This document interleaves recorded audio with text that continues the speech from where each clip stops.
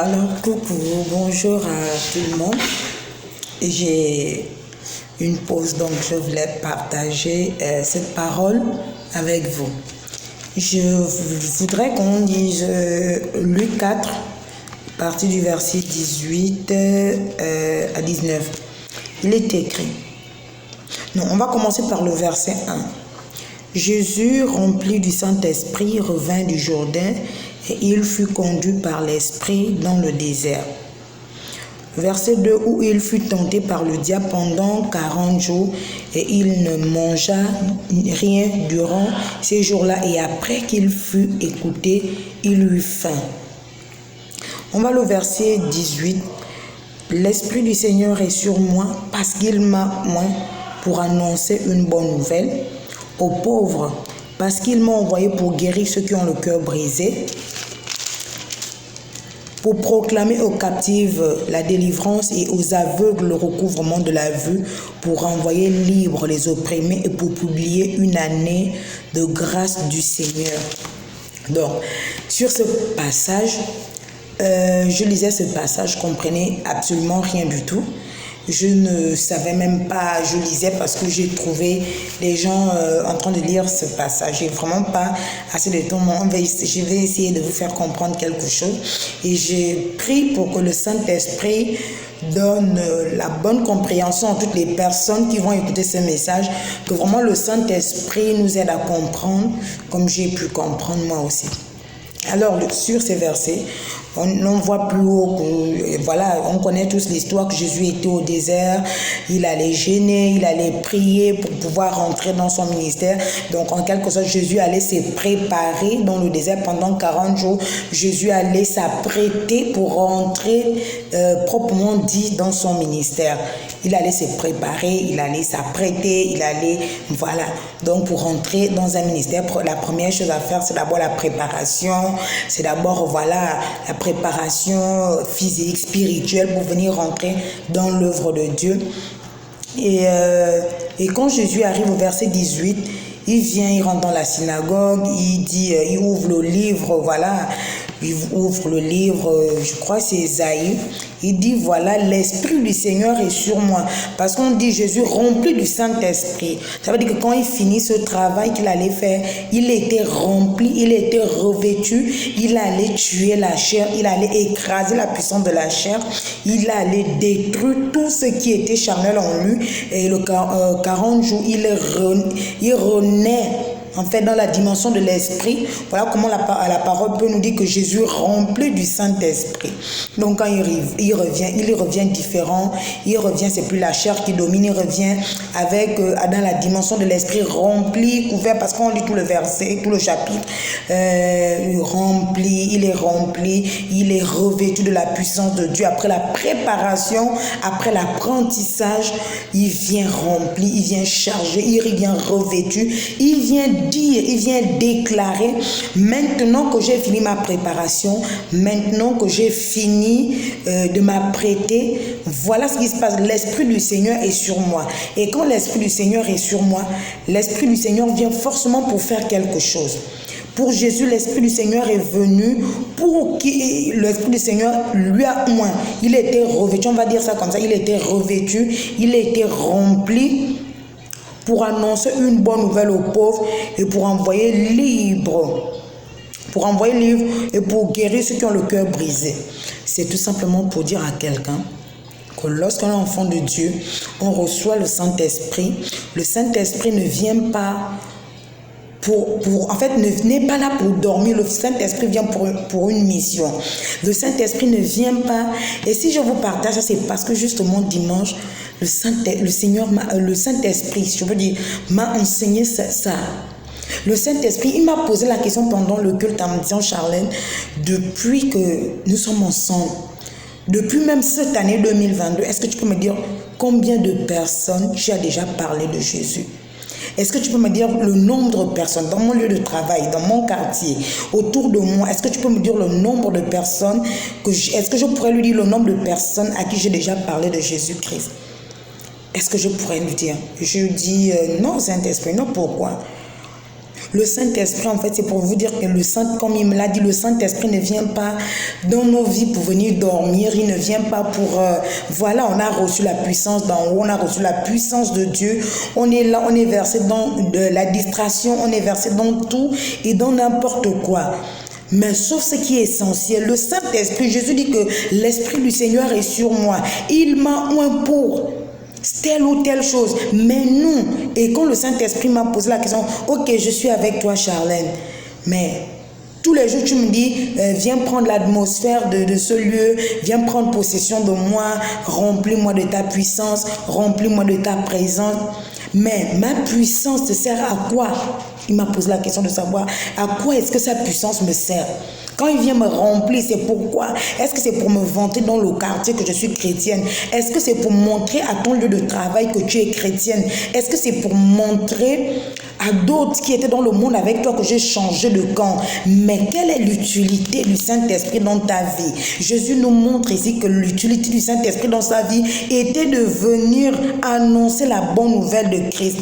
Était pour venir pour renvoyer libre ceux qui avaient le cœur brisé, pour guérir, pour restaurer, pour annoncer l'évangile. Le Saint-Esprit nous amène à l'évangélisation. Le Saint-Esprit nous amène à telle ou telle chose. Mais toi et moi, nous avons reçu le Saint-Esprit.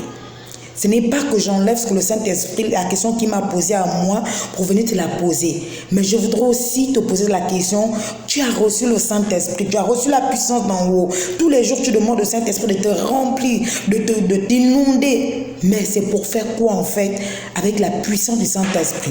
C'est pour faire quoi en fait avec la puissance de Dieu que tu reçois? Et je voulais interpeller quelqu'un ce matin, enfin ce n'est plus le matin, cet après-midi. Je voulais interpeller quelqu'un, dire que tu as reçu la puissance de Dieu, c'est bien. Tu as reçu le Saint-Esprit, c'est bien. Il est avec toi, il te parle, il t'enseigne la parole, c'est vrai.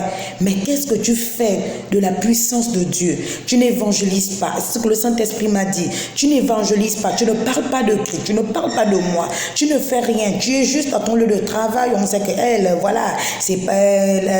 voilà, elle est pasteur, elle est ceci, on donne tellement de noms, elle est prophète, elle est, voilà, c'est juste pour ça, pour soulever la grosse Bible, pour se dire dans le quartier que oui, la fille a pris. Mais qu'est-ce que tu changes? Parce que quand le Saint-Esprit est en toi, quand le Saint-Esprit vient, il vient pour booster les choses, il vient pour changer les choses dans ta vie et dans la vie des autres. On reçoit la puissance de Dieu, c'est ce que le Saint-Esprit m'a dit, on reçoit la puissance de Dieu pour servir les autres aussi.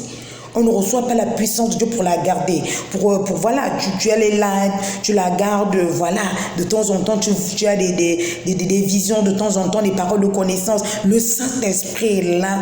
Et tu es rempli de la plénitude de la puissance du Saint-Esprit. Tu es rempli comme Jésus. Il était rempli du Saint-Esprit. Il était revêtu du Saint-Esprit. Ce n'était pas pour lui.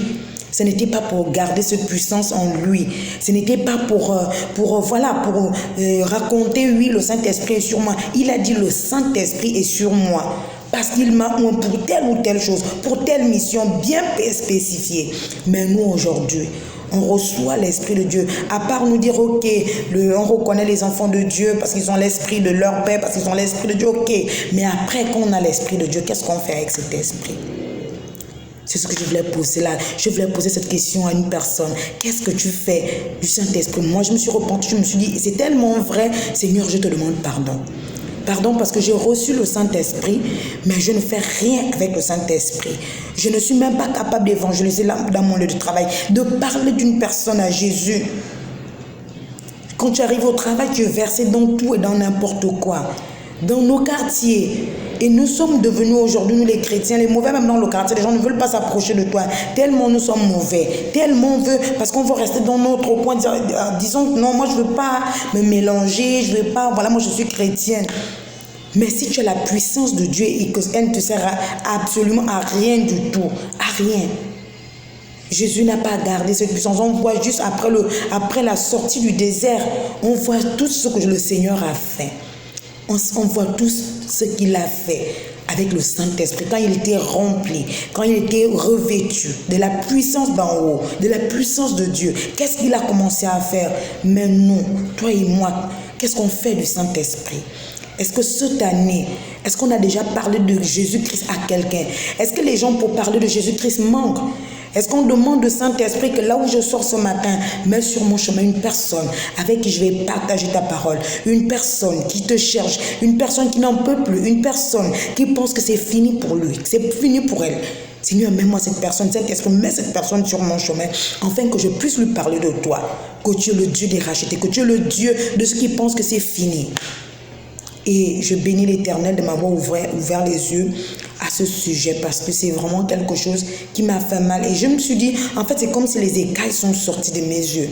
J'avais commencé à évangéliser sur les réseaux sociaux, et puis complètement j'ai coupé. Et pourtant, c'est quelque chose qui, les jeunes filles appelaient, voilà, les jeunes femmes appelaient, des messages d'encouragement, on parlait de Jésus, ils me racontaient, mais j'ai tout arrêté. Mais tous les jours, je demande, oui, Saint-Esprit, revêt-moi de toi, remplis-moi de toi, que je sois rempli de la puissance d'en haut. Saint-Esprit, prends l'atmosphère et tout. Mais c'est pour faire quoi avec? Saint-Esprit, prends le contrôle de ma bouche. Mais il prend le contrôle de ta bouche, en fait, c'est pour faire quoi? C'est pour faire quoi quand il prend le contrôle de ta bouche? C'est pour dire quoi? On passe la journée au travail à raconter de n'importe quoi. On passe la journée à se regarder de travers. On passe la journée et je prie quelqu'un comme moi.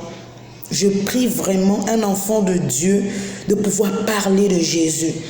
Regardez comment, et le Saint-Esprit me l'a dit, que Charlène, regarde comment les enfants les enfants des autres sont en train de travailler puissamment. Ils sont en train de travailler puissamment, les enfants de l'autre. Mais nous, qu'est-ce qu'on fait? Rien du tout. Donc je vais prier pour quelqu'un, pour ceux qui regardent, Seigneur.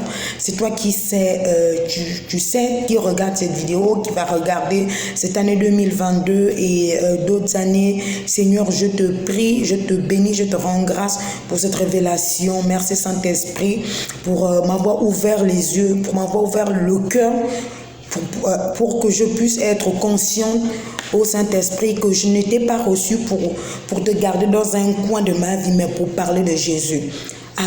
Avec amour, pour parler de toi. Je te bénis pour les frères et sœurs qui vont regarder cet extrait de message. Je te bénis, Seigneur, que leur compréhension, que leur mémoire, que leur conscience soit illuminée, qu'ils reçoivent aussi cette force-là de parler de toi. Au nom de Jésus-Christ. Amen.